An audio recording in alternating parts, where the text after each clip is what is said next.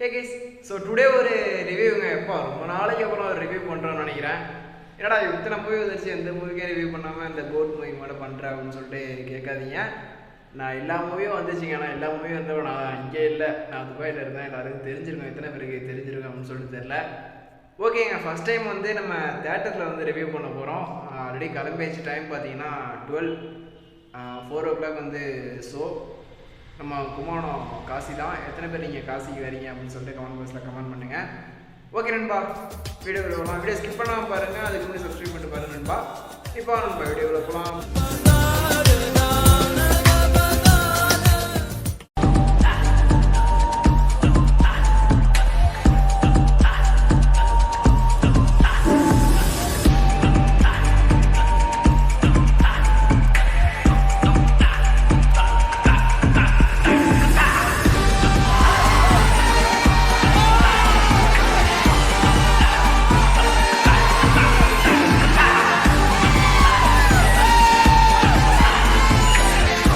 So guys, finally உள்ளே வந்தாச்சு. சரியான அலப்படங்க உள்ள. இப்போதான் கொஞ்சமாக ஆள் வந்துட்டுருக்காங்க. அங்கே பாருங்கள், அப்படியே சுற்றி பாருங்கள்.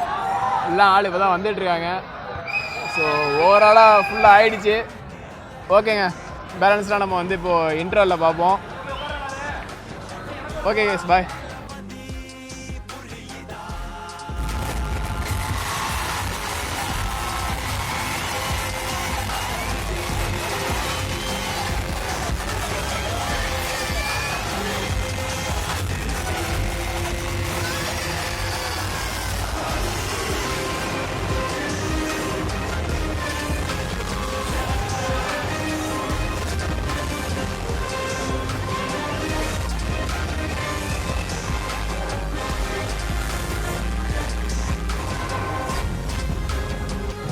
ஓகேங்க, இப்போ ஒரு வழியாக வந்து ஃபஸ்ட் ஹாஃப் முடிஞ்சிருச்சு.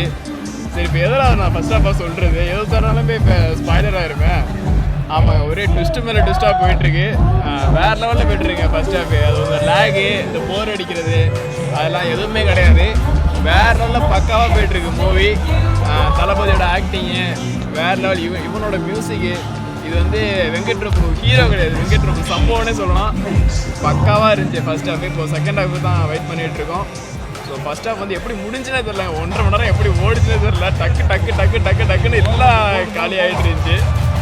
ஓகேங்க, இப்போ செகண்ட் ஹாஃப் வெயிட் பண்ணிகிட்ருக்கோம். செகண்ட் ஹாஃப் பார்த்துட்டு உங்களுக்கு ரிவ்யூ உள்ள வரேன். ஓகேங்க, பாய்.